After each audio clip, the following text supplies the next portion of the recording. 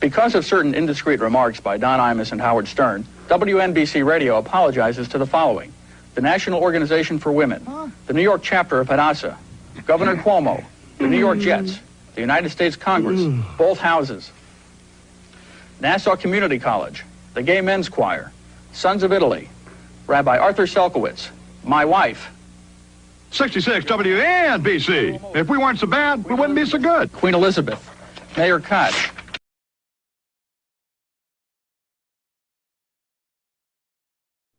Coming up on the CW, it's prom night, and love is in the air. Until it's time to throw down! Sam and Miguel share a tender moment. But look who's crashing the party!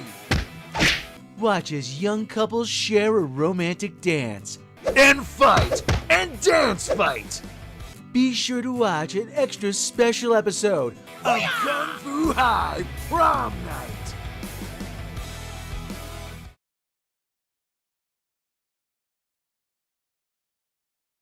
Now streaming on Disney+. After nearly 50 years, Lucasfilm finally answers the question, what does the Empire do during their downtime? Get ready for all the tedium and mind-numbing boredom of Dinner with Your Relatives in Season 2 of Andor. When we last left Cyril, he was eating blue Cocoa Puffs and settling into his new position at the Bureau of... something. I don't know what these people do. And the object of his affection greeted him with utter disdain. I should say thank you. Now, it's 4 years before the Battle of Yavin, and they've moved in together. He's worked his way up to middle manager in the Bureau's cubicle farm. She's trying to figure out the Empire's energy policy for, who exactly does she work for? Spiders. Oh, Krennic, okay. Now, they'll have to face their most terrifying enemy, a stereotypically an overbearing Jewish mother. You look nothing like what I expected. Watch as they deal with her passive aggressiveness. Since when are you drinking spiced tea? When I see you so rarely, are we not allowed to change? Eat fondue. More cat. And what would Disney Star Wars be without drinking coffee? Dear God, is this where Star Wars is now? Disney and Lucasfilm have completely lost sight of the fact that the Empire is evil! Nobody cares what they do off the clock. They've destroyed entire civilizations, murdered children, wiped out the Republic's peacekeepers, and have made the galaxy a police state. Let me see your identification. I get that these are two people that are just cogs in the machine, but there's a reason why they haven't shown this before. Access to stable, unlimited power will transform the galactic economy and solidify imperial authority. That's because nobody gives a shit. This is where the tagline goes. Who cares anymore? Don't miss the series that finally, at long last, shows you that Star Wars isn't remotely interesting beyond the Skywalkers. Honey, I Shrunk the Empire. Only on Disney+. Wait a minute, this actress is 45 years old. If this is 4 years before the Battle of Yavin and Luke was 19 in A New Hope, that would make her 30. I was raised in an Imperial kinderblock. That's a little old to be an orphan, don't you think? Right there with you, Cyril, buddy. Need to look and feel your best when you start your day? Want to put that extra spring in your step on your way to the office? Want to feel good about ignoring all those nasty protesters who have been subjugated by the Empire? Then why not start your day with Gorman Silk Coffee? It's got the smooth flavor you need, whether you're stealing resources from an unsuspecting outer rim planet or just catching up with Mom. You're being cast aside. You're being discarded and too naive to see it. They put you on the shelf, Cyril. You've been played. You of all people should understand the attraction of being in charge. Now in Light Side, Dark Side, and our all-new Rebel Roast Blend. Gorman Silk, from our spiders to your cup. Now available at Smith's, Costco, and other fine stores. Yeah, watching middle managers on backwater planets drinking coffee while being berated by their mom. You'd find a woman actually willing to make a life with you, and you just walk away. Really does make Star Wars for adults now, doesn't it? Hi, New York. You know, before I was a comedian, I was a guitar player. And I wanted to be the best, but I wasn't. Just like a lot of radio stations try to be K-Rock, and they're not, because K-Rock is the best. It's the best classic rock and roll you're gonna find, and they have it all day. And they have Howard Stern in the morning. And we don't mean to laugh in the face of the other radio stations. But you're just not K-Rock! Turn to K-Rock 92.3 FM! Ow!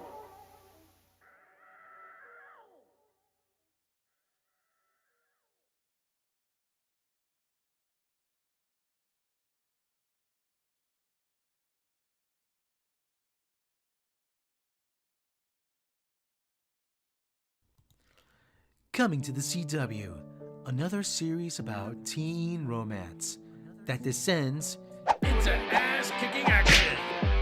Miguel and Sam share tender moments talking about their feelings. And when Robbie finds out, all hell breaks loose.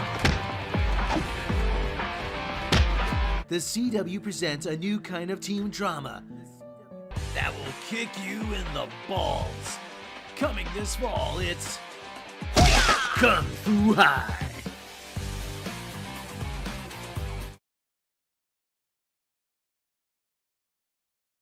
All right, am I live? Am I live? Am I live? Hey, how you doing, everybody? I can't believe I gotta yell and scream about this now. I can't believe. I mean, well, like I said, the game's on. I really don't have a rooting interest.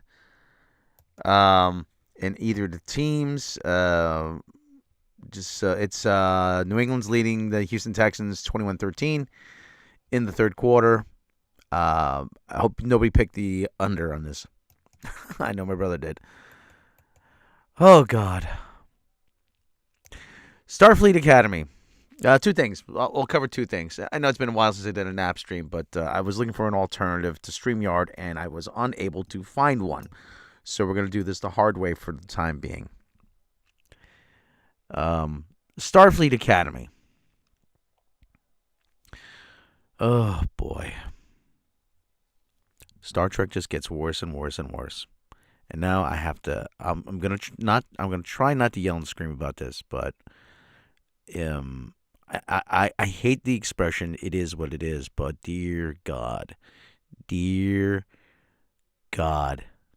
Lord in heaven above, why have you cursed me to live through the Alex Kurtzman era? My God. So let's kind of go do a breakdown of this. I mean, it's on YouTube. Hold on. Maybe I could pull it up and just kind of cycle through the scenes here. Might be a good idea. I obviously I can't play it for you, but I can use reference points. Now, here we go. Now, what happened is they released this for free on Paramount Plus's and the Star Trek YouTube channel. And so far today, they have 143,000 views. They had 6,100 ups, and I don't know what the downs are. I don't have that extension installed on this browser. Let me just double check what the downs are. Okay, the downs are, if you give me a moment here. Come on. Okay, Starfleet Academy, full episode. Oh, brother. The downs are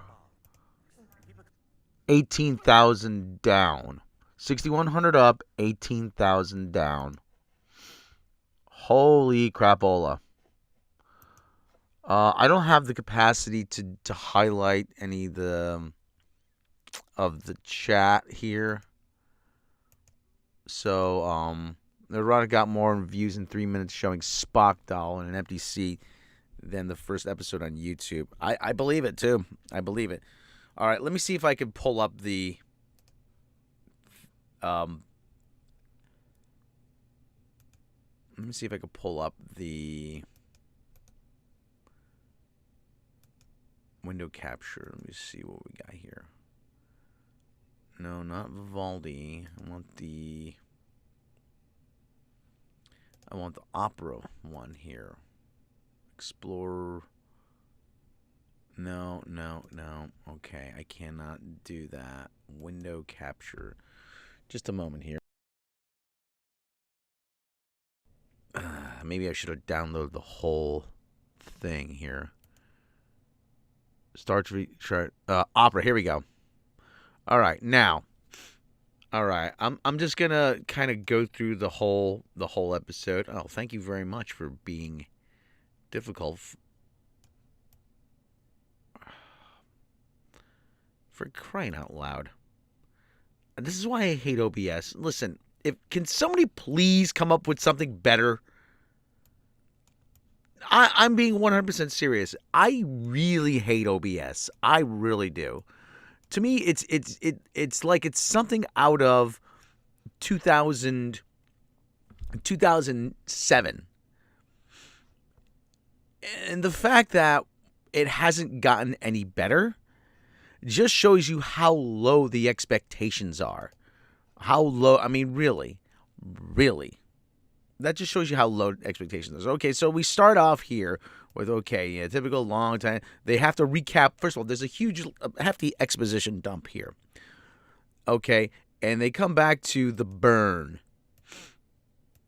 They come back to the burn because we all forgot what the burn was because it was completely fucking stupid. So they come back to the burn, okay, and they showed She-Hulk here with her kid, with a diverse kid here.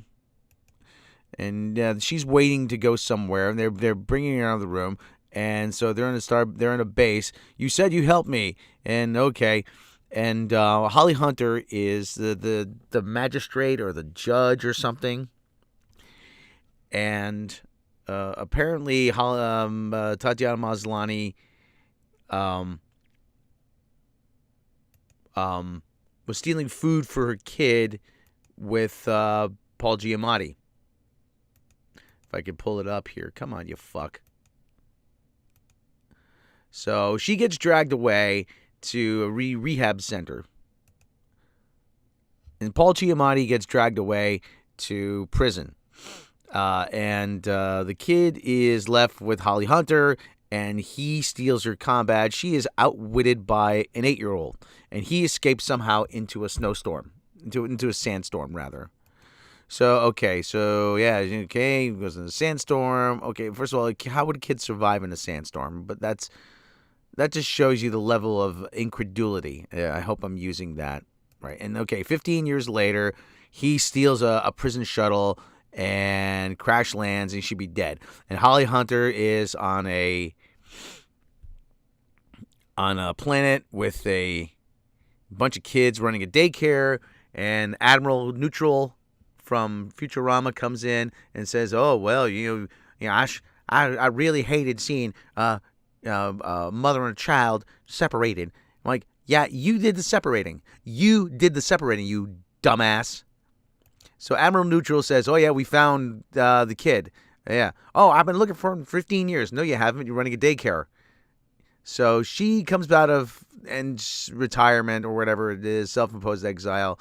And she confronts the kid. You got my mother hauled away. Oh, yeah, I hate you. And I'm like, oh, yeah. And he says, hey, this show requires some kind of inner trauma, okay? And I was the one to make sure it was there. So I gave you the inner trauma to be on Alex Kurtzman's new trick.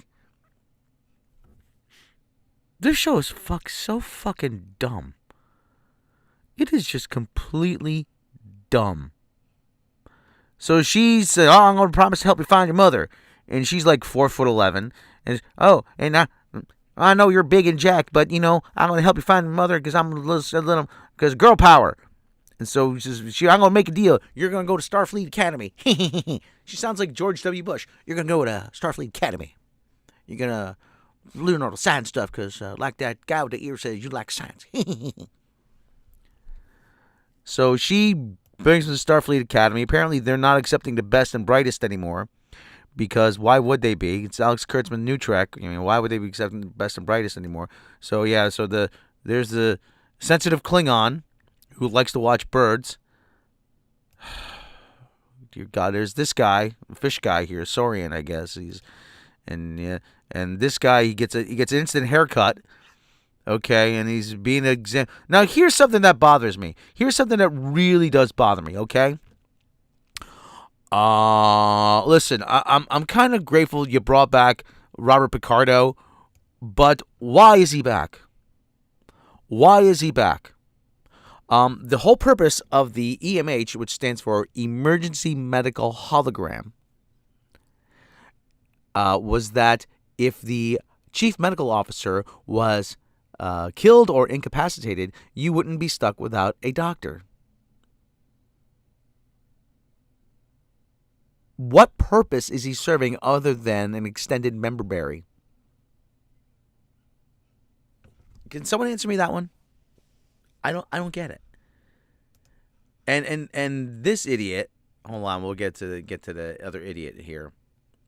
So yeah, Melrose Space. I like that one. Melrose Space. James Caserta, I don't know who's boffing who just yet. But, oh dear God, this is just brutal. So okay, you got Aurelian lung maggots, whatever those are. They're just making shit up now. Says, okay, you're lung maggots, okay, give you an injection, monitor your poop for 3 days. Okay, just a second here.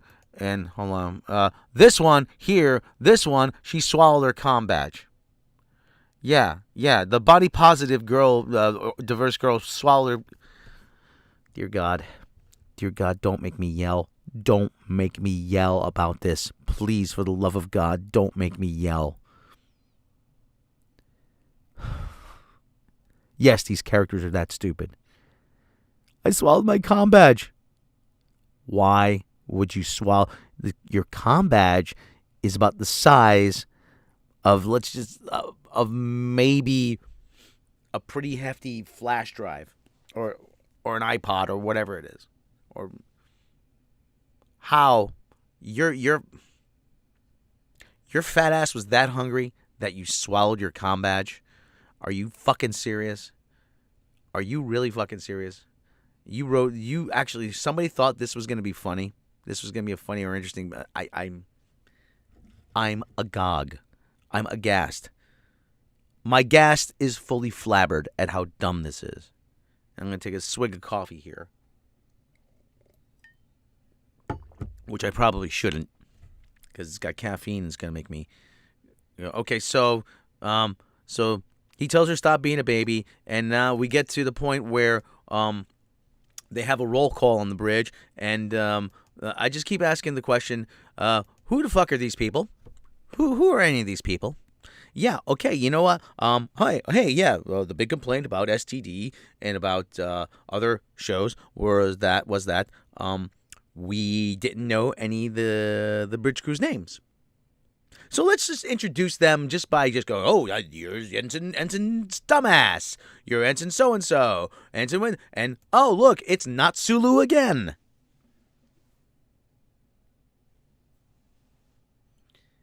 Who are these people? This doesn't fix anything, because you know what? I don't even know these people's names. And I'm not going to go back and rewatch it again. Dear God. You might as well just call him any Asian guy on the bridge. Of course it's going to be an Asian guy, science officer. Because stereotype. Alex Kurtzman says, we need an Asian science officer.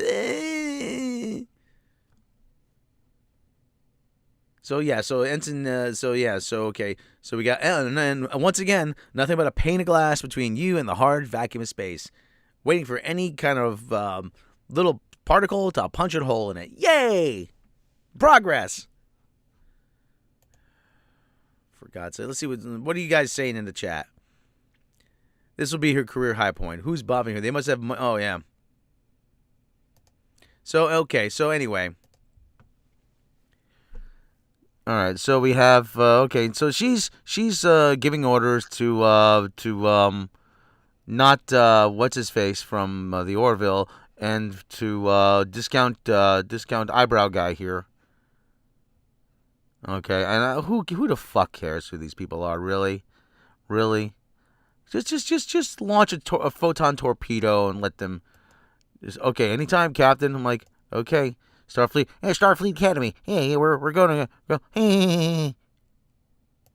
So, okay, yeah, Asians. Asian. Oh my. Ooh, I hope they don't find out I'm just like Sulu in more ways than one. Oh my. So yeah, it's so. I'm smiling now. Ooh, I'm going to smile. But you're all first academy class. Okay, listen. Okay, yeah, and they have to have the extended member berries. Harry S.L. Kim. You know, this is the extended member berry scene. This is a member. Just, oh, look, I know who this guy is. Oh, Jenny Lumet. Oh, yes, I know who that is. Deanna Torres. Oh, I know who that is. Belana Torres. Oh, I know who that was. Oh, I remember these names. No, this doesn't make you connected to Star Trek because it's still not Star Trek.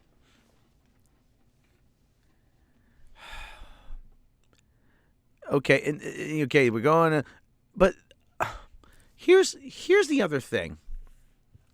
Here's the other thing. This is just all a contrivance, so that they can introduce Paul Giamatti as the bad guy. Here's the thing. Why would you put the Academy floating around in orbit where it's vulnerable to attack? At least if it was on a planet, it would be protected by the atmosphere. Someone would, you'd have to go through the atmosphere, go through re-entry or whatever it is, and you could have some sort of planetary defense around it. They just put it out there like a sitting duck. In Alex Kurtzman's Star Trek and Jughead Abrams' Star Trek, I shouldn't call him Jughead Abrams because that's an insult to actual Jughead.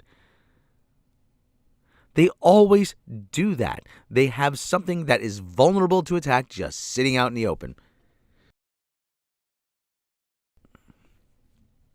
So they call it the Athena. Oh, yeah, goddess of wisdom. Yeah, no, yeah, not too heavy-handed there. So, okay, so they launch, and it looks like the comm badge. That was one thing. The whole Ralph McQuarrie designs and everything. Gene Roddenberry said when he just had this people design ships, no tail fins. Well, that went out the window. That's not a hard and fast rule anymore. For fuck's sake. Colonial Miners Officer, name me one lieutenant from the Napoleonic Wars. I really must have liked the gay Klingon. Oh my. Ooh. Well, you know what they say, infinite diversity and infinite combinations. Oh my. So, all right. So anyway, I digress. So, okay. So, yeah. So it'll become galaxies are classroom. Yeah, bad idea. Bad idea just throwing these kids out there. Bad idea. And if anybody wants to come at me and say, well, but in Wrath of Khan, there was a whole ship full of cadets. That was a training mission. And there were no other ships in the area to intercept the Reliant. Kirk didn't anticipate Khan had hijacked the USS Reliant and was going to attack him with it. People are so, really, this is so dumb. So, okay, so, oh yeah, here we go. These are the neutrals from Futurama. These are the neutrals. These idiots. Look at these idiots. Look at these idiots just standing there. Everybody's just standing. That's another thing. Why does everybody just stand and gape in modern science fiction? You stand and you gape at something. Ooh, look at me. I'm so introspective. I have my arms folded, and I'm looking. I'm pretending to be disinterested. Yeah, shut up. You're an asshole. Okay, so there's Holly Hunter again. For fuck's sake. And look how she sits in. She sits in the chair like an absolute child. She has absolutely no gravitas, no maturity, she doesn't look the least bit authoritative. Couldn't you find a chair that was scaled to her size? They have them now in the 21st century. This doesn't make her quirky. It doesn't make her unique. It doesn't make her it's so endearing. No, this doesn't do any of that. It just looks bad. Okay, so they go to warp, and okay, and oh, we have our first girl boss number 1. Oh yeah, girl boss number 1. Oh hi, I'm a Lara for. Oh, and hi, I'm annoying Black Tilly. That's who this is. It's Black Tilly.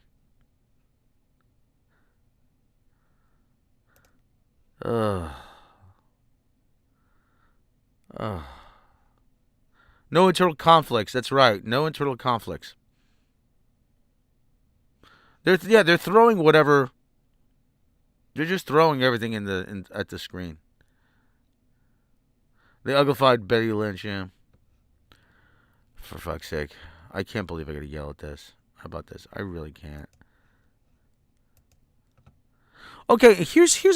I think this is a valid question. Why do you have an AI hologram enrolled as a student?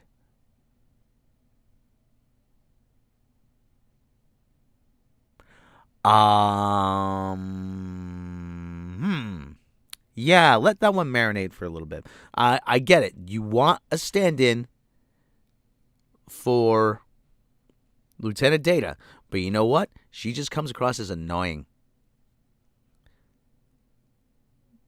Okay? She says, oh, look, we're besties. We're instant besties. Yay! I've never actually been to Earth before. Yeah, let's go to Outback Steakhouse. Oh, we got this douchebag. He takes the Klingons, the gay Klingons' binoculars, and he's just a douche. Kyonian bitch. None of these characters have names. And he's like, oh yeah, oh hey, you're bullying that guy. Oh yeah, I want to see you do something about it. Oh yeah, look at me, I'm Mr. Tough Guy. Oh yeah, I'm Robert Picardo, and I'm looking back, and I'm the AI, and I'm just gonna observe, and And the Klingon guy says, oh, never face danger alone. I'm like, yeah, well, you have a universal translator. I knew that's what you said, asshole. And like, what is with the they got the piercings, really? The piercings? That is totally impractical to go into battle. Okay, and she's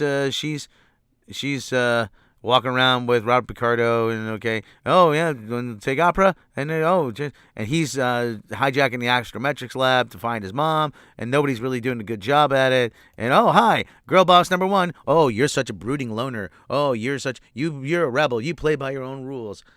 Like for fuck's sake, you're really laying on the every freaking stereotype imaginable. Oh, look at me. Oh yeah, and this is actually. There you go. Oh, here we go. And there's the Kurtzman era in a nutshell. There's a lot of body positivity they have on screen. Now, listen, I know we have overweight generals in the modern military, but you know what? It's the 32nd century. What happened? They lost the formula for Ozempic? Obesity would have been cured, and they have another person in a wheelchair. They're gonna have another Timmy rolling around, and this lady here, the freaking whatever her freaking name is, she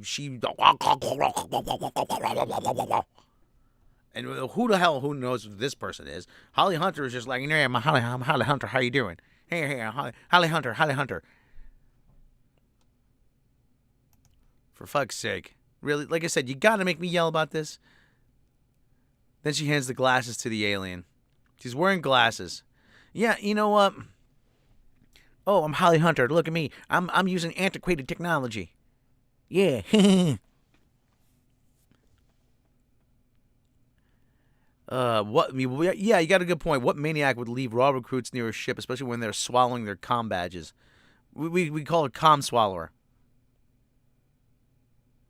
She's a comm swallower. Take that as you will. So everything, okay, oh yeah, we have an emergency, and oh look, everybody's running, and that guy's wearing a skirt. That guy's wearing a scant or a skirt. Oh, there's a little robot. Hey, look at the little robot. Oh, look at me. I'm the rebel. I have my shirt open, unbuttoned, so that you can see my big chesticles. Oh. And then we're gaping at the program. Oh God, this is a universe-breaking thing. Programmable matter. Because now it's just getting into the realm of magic. It really is. It really is. It's all it is magic. Oh hey, and there's the bridge crew, and primary power. And look, system overload for no reason. Why would I overload the system? And a girl boss. And I'm girl bossing, and I'm being girl boss. And hell, hey, I'm the magical black girl. Look at me. I could light up a room, literally and figuratively. I hate this show so much. I hate it. I really do. It shouldn't even be worth my contempt, but I really fucking hate it. Oh, lab mode, I can't access. I'm trying to get in astrometrics. And, I'm Paul Giamatti. Hey, look at me, I'm Paul Giamatti. And I'm chewing the scenery. And, look, I got all kinds of tattoos on my head. He's playing tic-tac-toe on his forehead? He's playing tic-tac-toe? And he lost. How? He's going to live with that. He played tic-tac-toe on the side of his skull, and he lost. That's how it shows you how smart the people making the show are.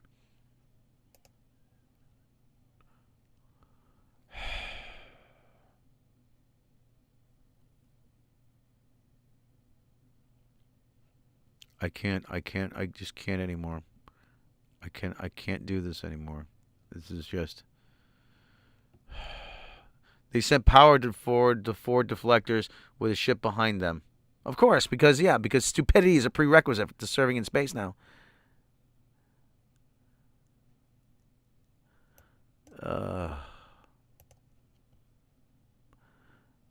And so he walks around, Holly. Oh, hey, how you doing? I'm Holly Hunter, and long time no see. Oh, hi, I'm Bartlett Giamatti's son, who used to be commissioner of baseball and president of Yale. He's a total nepo baby. And these assholes are just trying to, really, the stupidest people are going to come up with the only solution. This guy can supposedly walk in space.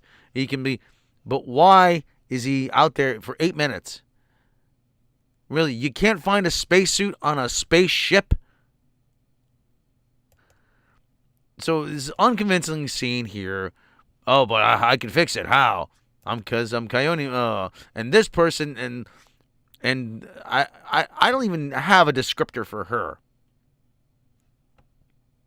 I really don't. You said you burn for life, and life lessons, and this dude he's showing he's smarter than he actually is, and we're surrounded by two annoying compatriots. Oh yeah, keep the channel open. Yeah, and he's going outside. Yeah, why don't you take a look for the for that ballpoint pen I lost out there, pal. God, this is so stupid. He's Coyotean, bitch. That was the big. I'm Coyotean, bitch. I don't care who you are. It's a dumb premise. It is a dumb premise. And he's talking in the hard vacuum of space. How? There's no air and there's no sound. So annoying black girl and Femhadar. I hear he whispers in. Okay, they're trying to cure her, and she has white blood for some reason.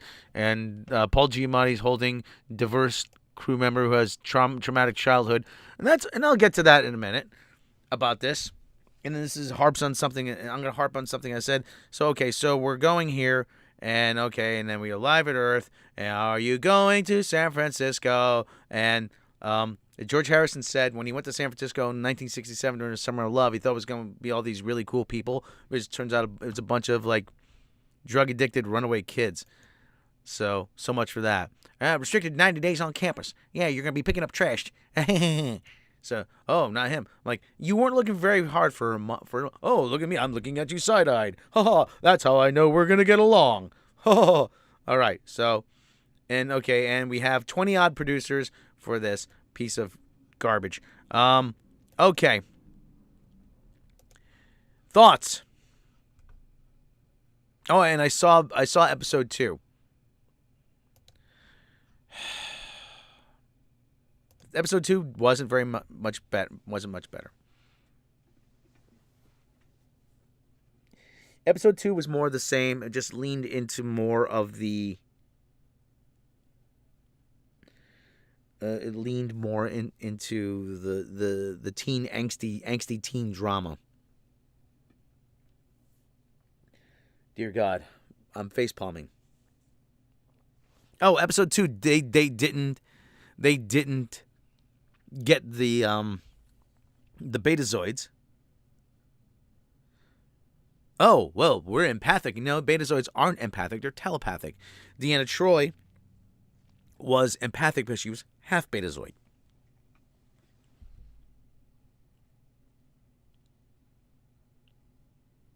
She was half Betazoid. And she befriends our tall, brooding, dopey guy there.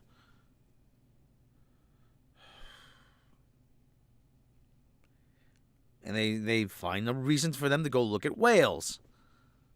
Which, on the surface, wouldn't be nearly as bad, but it just comes across as cheap.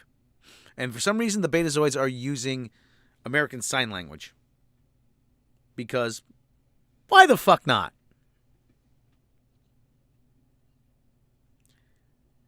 Now, if David Ellison has any plans on keeping the franchise viable, he needs to pull the plug on this travesty early. It is now actively damaging the brand. And you know what? Let me address that for a second. I've heard people say that, oh well, why does it matter if this is bad? It doesn't impact the good ones. I'm like, yeah, it does, because they are actively rewriting the history of Star Trek. They're rewriting every time they have on Strange New Worlds or something where Spock gets his harp from Mbenga, or something this happens, or this guy does this. They rewrite and they tinker and they try to rewrite the past history. This also damages the brand just by existing. Well, if you don't like it, just don't watch it. Well, just don't watch it. What do you gotta complain about it? Why can't you let people enjoy it? I'm like, you can enjoy it all you want. But you know something?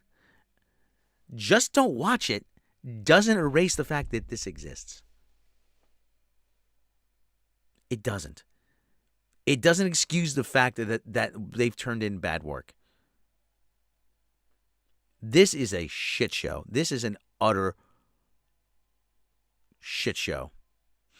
I've seen Star Trek merch on clearance at Walmart, something that would have been thought impossible just a few years ago. Yeah. No comments on Strange New Worlds for me. It's an 8 out of 10 in my book. To each their own. Well, listen, you can enjoy if you want, okay? But I'll tell you one of the problems I have with Strange New Worlds is that, and I'll get to that in a minute. This Starfleet, could a Starfleet Academy show work? Yes, it could. Could it work by these producers? Definitely not.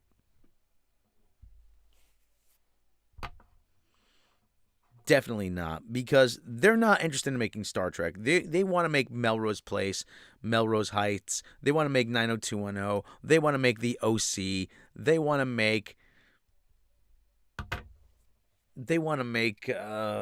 freaking the whatever high school, CW Buffy spinoff there is. And this is going to be predictable. Just they make such nonsensical leaps in logic. Programmable matter? Really? We're doing that again? And we see, they show up, like I said, it's just dumb. It's just stereotype after stereotype after stereotype. They make all the same mistakes they did with STD. And the burn is the premise of this. Really? Nobody remembers what the burn is. They're trying to do Whedon speak. Only Joss Whedon can do Whedon. Yeah, exactly. Nobody remembers what the burn is. The burn was a borderline magical thing that happened. Oh, he was upset he saw his mother killed and he screamed and it destroyed all the dilithium. Well, if he destroyed all the dilithium, then the Romulans would rule the galaxy, because the Romulans power their warp drive using a micronized singularity at the center of their warp core. No, apparently did not. The burn didn't stop DoorDash deliveries. No, it didn't. It didn't. For fuck's sake. Exactly, but we have one person from every category, aspect, medical knowledge that we can appeal to. Have the largest show in the world. Faints. One of the things, and they're doing this. Listen, they can shout diversity all they want. Diversity, diversity, diversity, diversity. This isn't about diversity. This is about numbers. This is about they think they can get a larger viewing audience by appealing to certain groups. And like, oh, well, we need to appeal. And this is obviously a Gen Z Zoomer focused show. And you know what? It doesn't work. I'm sorry. Listen, I will be the first one to admit I'm not the target audience. Okay? I'm not the target audience on this. But you know what? I can still appreciate it on a certain level. This gives me nothing to appreciate. And the freaking... Everybody talks like it's... There's no formality in this at all. The reason why you don't... And this is what I learned. The reason why you don't lean on slang and modern dialogue is because in 6 months or whenever the show goes to air, it's going to be dated. And the other thing, too, is that Gene Roddenberry, Gene L. Kuhn were both military men. There's a certain decorum you have to observe. For a militaristic organization, Starfleet is rather lax. And everybody's like, and there's holograms doing all the work. I'm like, really? In a world that can't take themselves seriously. In a world that can't take themselves seriously. Even Fox News called it. That's, yeah, well... Yeah, I'm kind of surprised they picked it up, actually. And that's the other thing. Holly Hunter has no gravitas, has no... Man, I hated seeing a child and a parent separated. You did the separating. You did the separating.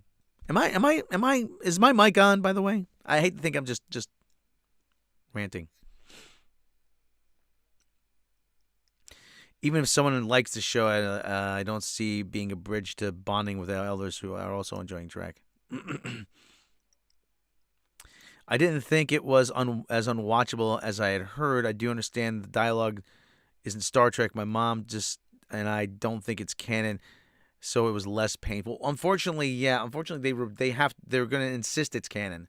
It should be shot out of a canon.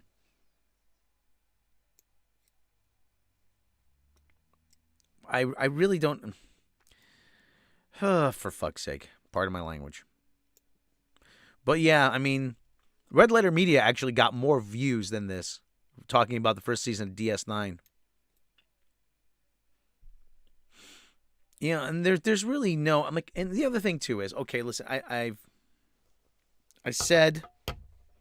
I cover this, and this is a bone I have to pick with all modern Star Trek.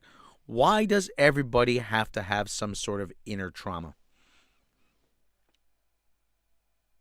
I like Holly outside of Trek. Yeah, Holly Hunter yeah. Fortunately, she has a slight lisp. Unfortunately, she's the only person. Yeah, and she's walking around out of uniform with her bare feet. First of all, walking around with bare feet, and that presents a safety hazard. She could do a mighty frown. That's right. But why does everybody on modern New Trek, on Kurtzman New Trek, have to have some sort of inner trauma they're dealing with? This kid has he's separated from his mother. Freaking La'an. That's a dumb name. Lady Khan. You know it's a combination of Lady Khan. Her family was killed by the Gorn. Uhura's family was killed. Mikey Spock's family was killed. Everybody's got an inner trauma. Everybody's working through some sort of inner trauma. Nobody joins Starfleet. Hold on a second. Nobody joins Starfleet because they're the best in their field. They're the best and the brightest. It's a family tradition. My uncle was in Starfleet. My grandfather was in Starfleet. My father was in Starfleet. My brother was in Starfleet. So it was only natural that I joined Starfleet. Or they want to further their education in a certain field. Well, I wanted to become a doctor, and Starfleet gave me the best opportunity to do that. Or they're a natural born leader. Kirk, with your kind of leadership skills, you'd be a natural for Starfleet. You can have a command in 3 years. Or that they believe in the mission. They believe in the mission of the Federation to spread peace throughout the galaxy.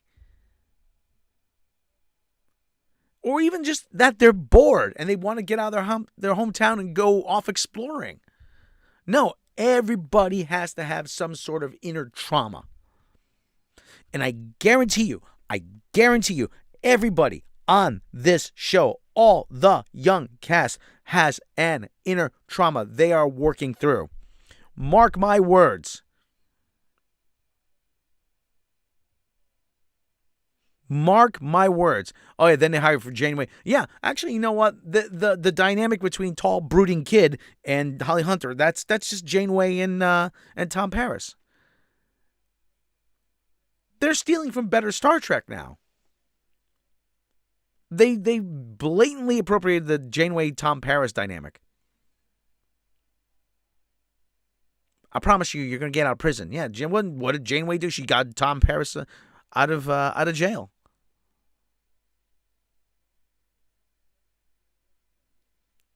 Like I said, I guarantee you, everybody has some sort of inner trauma they're dealing with. Even the AI girl, the annoying AI girl. It's go time. Also, we watched first episode for free on Roku, so that was a plus. I watch most streaming free anyway. Don't we all? Nudge, nudge, wink, wink, saying them all. Even I guarantee you the AI is suffering. I guarantee you. Lower Decks is showing itself to be the only true Star Trek show since Enterprise. The only traumatized characters there were traumatized after they joined Starfleet, but they stuck around. Yeah. That's, by the way, you might as well call her Cookie Monster. I might as well call her Cookie Monster. It's go time. Cookie, me like a cookie. Even the good shows I watch for free. I watched the Weird Al movie on Roku. That was good. That was really good. But like I said, everybody's gonna have an inner trauma. Everybody, even the bully kid, and freaking the Betazoid girl. She's dressed like Barbara Eden for some strange reason. I don't know why. All I could think of was do do do do do do do do do do do do do do do do. I'm kind of surprised they let her show that much skin. Actually, let me see if I can pull that up.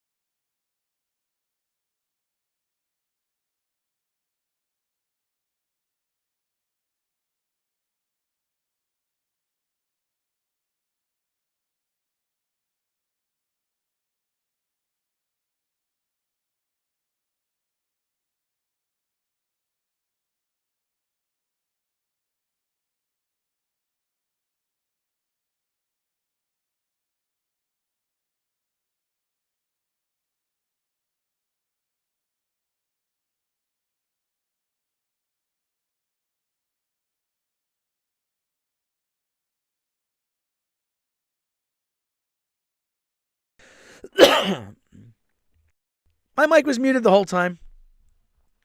The error then snowballs over the course of the episode, resulting in a large group of betazoids communicating with each other using sign language that makes no sense. That makes no sense, as since it's telepaths, betazoids can speak to each other telepathically. In fact, they prefer this to speaking out loud. Talking to other betazoids telepathically is something we see Lwaxana Troi and others of a race frequently doing on other Star Trek shows. But here, a deaf betazoid can only speak to his betazoid daughter using hand signing.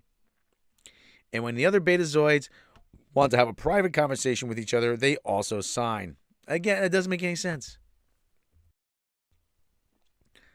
AI also doesn't understand eye color. Yeah, she has brown eyes. And if that was the first thing I said, wait a minute, aren't all betazoids, aren't their eyes all black? Confusing Deanna Troi's half betazoid empathic abilities with telepathic abilities of a full betazoid isn't the only mistake Starfleet Academy makes. It also gets their eye color wrong. The memory alpha entry on betazoid eye color reads, externally, betazoids are physically indistinguishable from humans in every aspect but one. The irises of their eyes were completely black.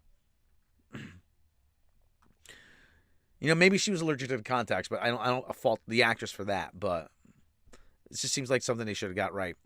Her eyes are light brown. It's something AI might not have made clear enough if you asked about betazoid eye color.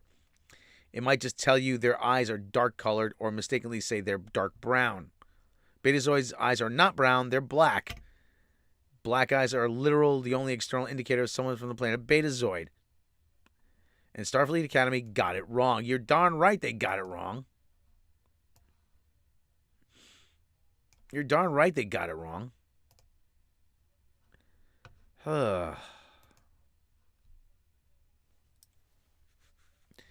Disney also has some good ideas. We're gonna get to them.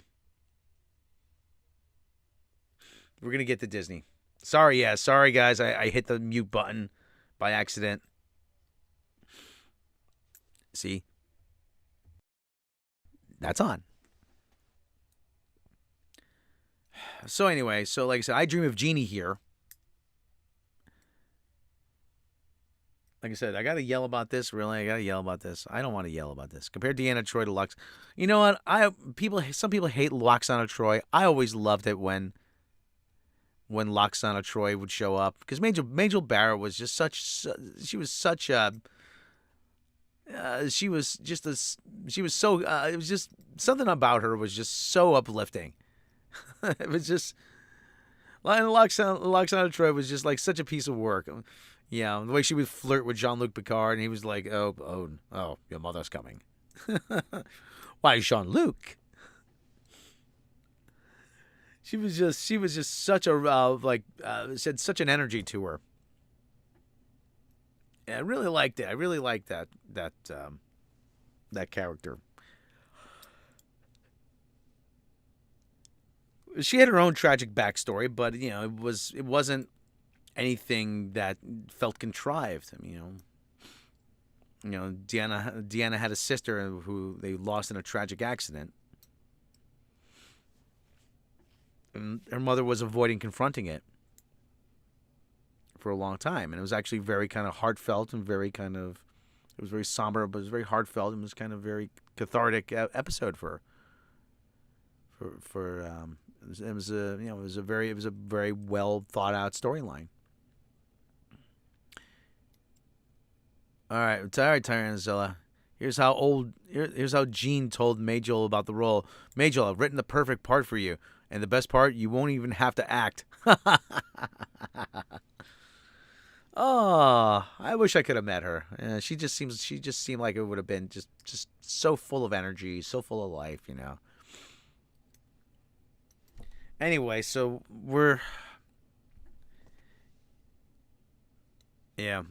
she wasn't amused the first time she read it. I'm going to get to another part here, but I'm just wrap it up. Like, listen, people are going to say, you don't like it, don't watch it. But again, that's not how it works. It is well within, if you're making it, I didn't ask them to make this.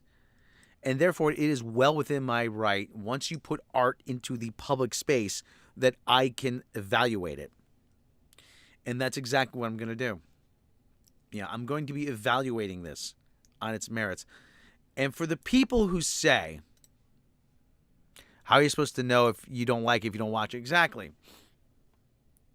And for the people who say, and I'm not going to name names here, but there is a YouTuber. I'm not going to name names again. But there is a particular YouTuber who says that he disagrees vehemently with the assertion that this doesn't feel like Star Trek. And it doesn't. It really doesn't. And I will go to the mat saying that. And if he wants to talk to me about it, hey, listen, I'm open to discussing it with him. And we'll go on and I'll discuss it in a mature, thoughtful manner with him. But I said recently that when he disagreed that, Star Trek is whatever they say it is, if Capitol Records took 4 guys off the street, put them in suits, and told you these guys are the Beatles because we say they're the Beatles, that doesn't make them the Beatles.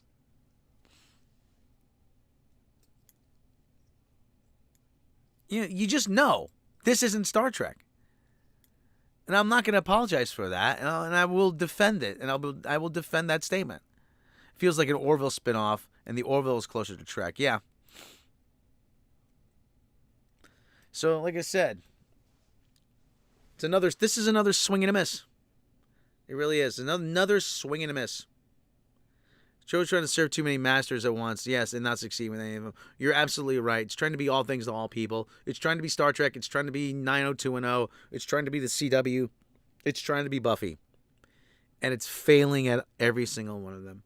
So that is my assessment of Starfleet Academy. We also had another bit of news drop. I don't know how long I'm going to talk about this. But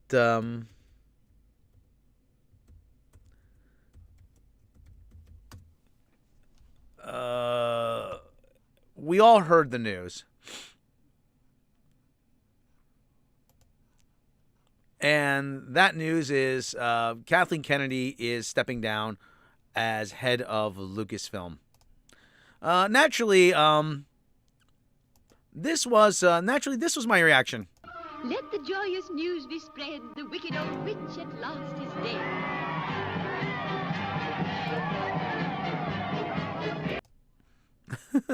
dead. Ding dong, the wicked witch is dead. Wicked witch is dead.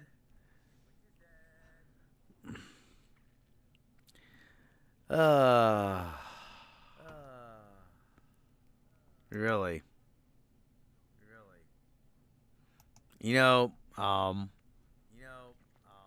I should be excited that Kathleen Kennedy is leaving or has left Lucasfilm, but I'm not. I am not. And she did an interview with Deadline, which was another puff piece, and they're going to defend her. They're going to defend her again. She'll get all the accolades. Leaving Lucasfilm, and she will get all the they'll shield her from any criticism. And the worst part about it is that this changes nothing. It really doesn't. She's leaving the same way Bob Iger left. He stuck around having meetings and undermining Chapek so he could return as a savior. Well, she's going to go off and she's going to form her own company, and she's probably going to produce films with all female producers and all female directors. Female-centric. All female-centric stuff. But, again, this really does not change anything. Star Wars is far too gone. I hate saying that. There's no coming back from this. She killed Luke Han in Indy. Well, she did worse to Indy. She humiliated Indy.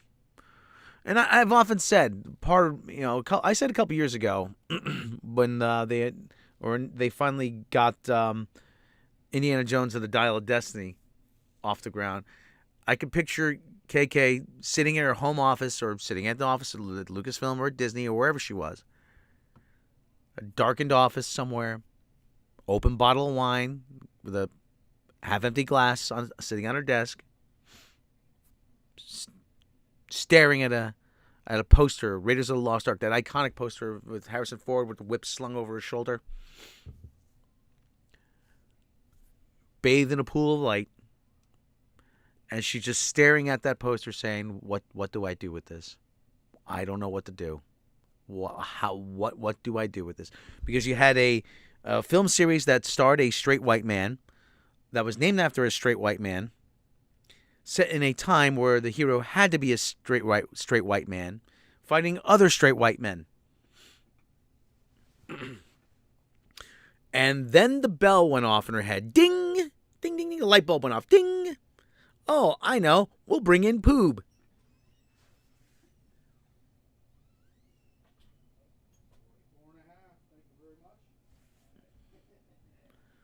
Oh. And listen, can female-centric action movies work? Yes, but they don't make the characters believable. Making Rey this Mary Sue, and if anybody wants to question me on that, go right ahead. Rey was a Mary Sue. Nobody liked her. Nobody liked Rey. And if you go into any store, you will not find a whole lot of Star Wars merchandise. Star Wars is just damaged goods right now. And I don't care about the Mandalorian and Grogu. That's not going to fix anything.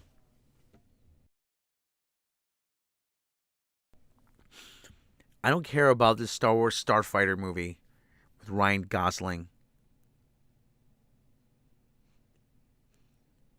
Freaking Dave Filoni's not going to do anything because Ahsoka was not good. The Acolyte was abysmal. It was abysmal. It needed Pepto-Bismol. She was never creative. She's just a klutz. No, she failed upward, and I don't have any reservations saying that. And now we're gonna have like this lady, Linwin Brennan. I have the feeling that when it came time for her to leave, she said, "I'm this Linwin Brennan lady's taking over." Iger was like, "No." Or Dave Filoni. Iger probably might have said to her, "Dave Filoni's your successor." No, I'm not leaving unless there's a woman. Unless there's a woman on the team. Okay, and who do you have in mind? Her.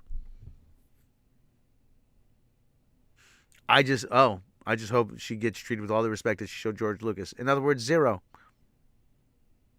Almost every superhero I grew up with has a gender swapped, race swapped, etc. They need to find a more middle ground. But Dave Filoni's not going to do anything right. KK was the equivalent of Phil Jackson when he coached Kobe Bryant and when he coached Michael Jordan. He was a genius with the right people around him. But as soon as he came to New York to rebuild the Knicks, he was exposed as a complete fraud.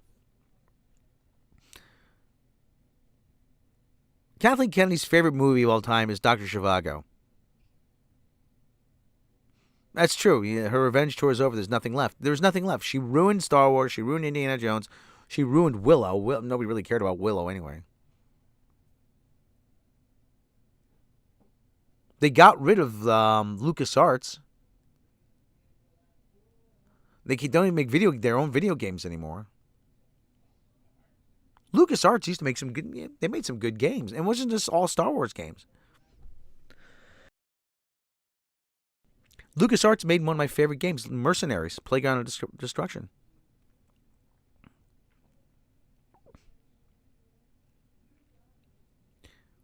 I have no hope that it's going to be any better. I really don't. I really don't think it's going to be any better. I really don't think it will be. And like I said, the fact that it's just streaming, their focus has largely been on streaming. And it's just this whole thing about, oh well, there's this trend again. The trend in storytelling is this trying to make the bad guys into the sympathetic heroes or sympathetic villains, and I don't get it. You tried to flip the Star Wars on its head in the Acolyte by saying the Jedi are bad, the Sith are good, or the Sith are misunderstood. It didn't work. Nobody knows how to tell stories about heroes anymore. And I keep coming back to this guy named Ron Friedman, who wrote a lot of television, and he said in an interview, he wrote actually the first 2 G.I. Joe miniseries in 83 and 84, which are essentially the same plot, but still. And he said you have to identify who the good guys are, who the bad guys are, what's at stake for the universe, and how the world changes if the bad guys get what they want. And then you have to come up with a way for the good guys to stop them. They're starting to steer Galaxy's Edge back towards the original trilogy stuff. Yeah, it was. A lot of people don't remember the deal that J.J. Abrams signed with the deal that J.J. Abrams, and I remember I worked on this documentary. When he went to do Star Trek, J.J. Abrams wanted a deal that involved movies, TV, video games, digital content, comic books, and theme parks. That was part of the original deal at Paramount. Paramount refused. So he went to do work on Star Wars. Oh, look at that. The theme parks have all J.J. Abrams stuff in it.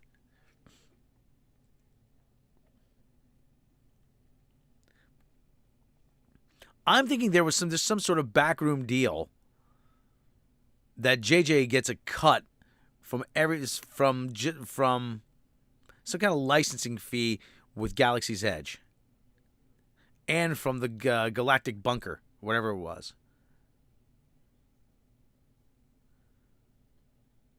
And that's actually part of his deal with Warner Brothers too.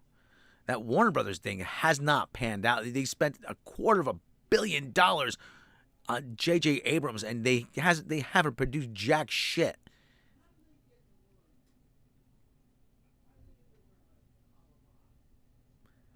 But like I said, Star Wars is done. I don't want to say it's done for, but it needs to go away. It really does. It needs to go away. It needs to make people miss it. It needs to go away for at least another 4 or 5 years. It's amazing how primitive and psychologically stunted this critic is. There are many good things about STA. Critic cannot appreciate them because he's still a child. Well, thank you very much.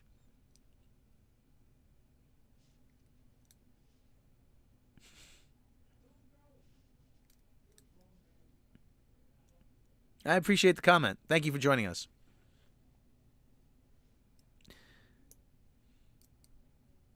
Hey, I aspire to be emotionally stunted.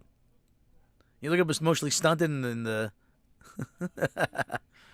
classic characters be introduced when they put a round dish back on the Falcon that'll cinch it. Yeah. That was the only reason why he changed it, so he can get a cut of that toy. Get a cut of the toy merchandise. I remember that was that one Christmas. The Christmas of 2019. I went into a Walmart and a Target. There was barely any Star Wars stuff on the shelves. A few lightsabers, maybe a few figures. That was it.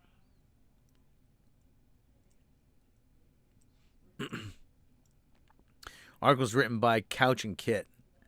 They made up those names. Oh yeah, Couch Kit.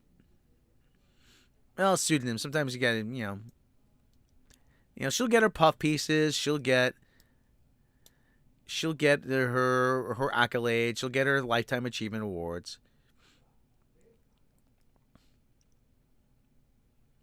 Rise of the Resistance morphs into Escape from the Death Star. I still gotta play actually Star Wars Battlefield 2 or whatever it is for the last one, the most recent one. I gotta play that one. I have it. I bought it for like $6 on Steam, but I never downloaded it. I gotta pry myself away from GTA Online. She'll be around all the movies. Yeah, she's like a wart. She won't go away completely. I told you, Bob, I'm not going down without a fight. Yeah, I know, Kathy. That's what you tell Frank every night before bed.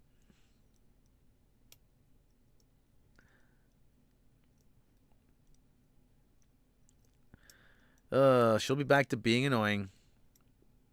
Well, anyway, so that's it. Star Wars still Congo. I can picture like I always say I picture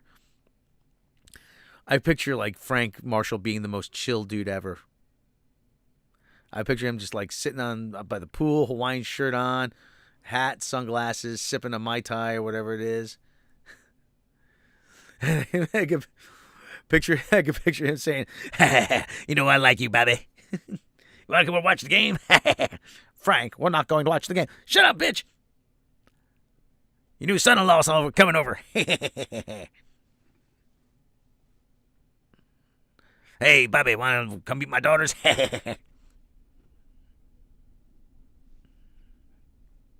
"I gave you the pick of the litter." Thanks for the opinions. I can relate to most. Think you should rewatch Strange New Worlds 2 more times and come meet me again. Oh, okay, well. All right. That's not unfair. All right, everybody. Listen, I don't know where else to go from here, but like I said, maybe I'll do a game stream later. I don't know if I'm so I downloaded The Division 2. And I like The Division 1. I really did. I downloaded The Division 2. I bought it and never downloaded it. And I thought the first game was actually very good. I might play do more money grinding in GTA, but that gets kind of boring though. But anyway, so this is so that's it. I've said what I said. Take any and all opinions with a grain of salt.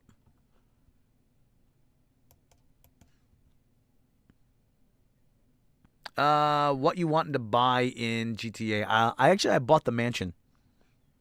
I did. I money ground until I bought the mansion, and that's actually a good investment. Even though it's $10 to $12 million, the mansions are a good investment because you can use it to fast travel to any of your businesses, and you can increase the production speed of your other businesses. So say it's double money on, let's just say double money on the weed farm, increase it double money on the weed farm. Depending on the city, grab the nightclub. I have the nightclub. I tend to group all my businesses together. But the mansion doesn't really make a difference because you can fast travel. So the mansion is located for me between it's one on Vinewood Hills, near the Vinewood sign. So I can hop from the casino to the mansion to the other businesses. All right, everybody. I think that's it. I covered just about everything I wanted to cover. I'm probably going to be getting Red Dead when it goes on sale again. Red Dead 2. I like the first game. I'm still looking forward to the Bond game. Actually got delayed by about 2 months, which is no big deal. So I'm looking forward to that. So, okay, everybody. Hey, everybody. I want to thank everybody in the chat. Good Guys and Boys 310. Close Eyes to See. Catherine Robert April. Ricardo Elizondo. Siliquin, whatever that is, Tyrannozilla. Everybody else in the chat. James Caserta. Everybody else. Okay. All the other people. Anyone lurking around? Everybody lurking around. I want to say thank you all for dropping in. I'm getting a stream ready. Stand by. Okay. Hold on. We'll go raid Captain April in a minute here. Go raid Captain April. How do we do that? How do we raid people? So drop a link into the chat for the and we'll raid Captain April here. I don't know how how do we do that? How do we raid? Let me see. How do we raid? How to do a raid of a stream. How to raid? Redirect. Okay, just a second here. Redirect. Okay. Oh, there's got to be an easier way to do that. Use a chat command, a quick action button on your creator dashboard. Oh, okay. Do this. Do it this way. Okay. All right. I don't know. I'm getting the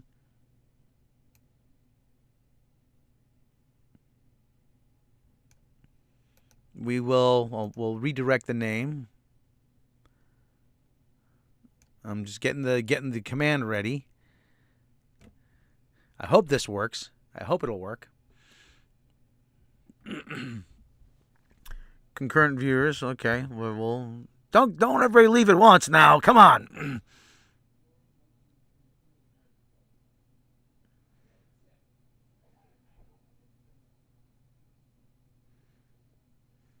So anyway, I hope, like I said, the Bond game's been delayed by about 2 months. So that's no big deal. So I don't mind waiting an extra. The same guys who do Hitman are doing the Bond game, which is, I love the Hitman games, even though many criticize Hitman for being. You probably could criticize it for being a live service game, but you know.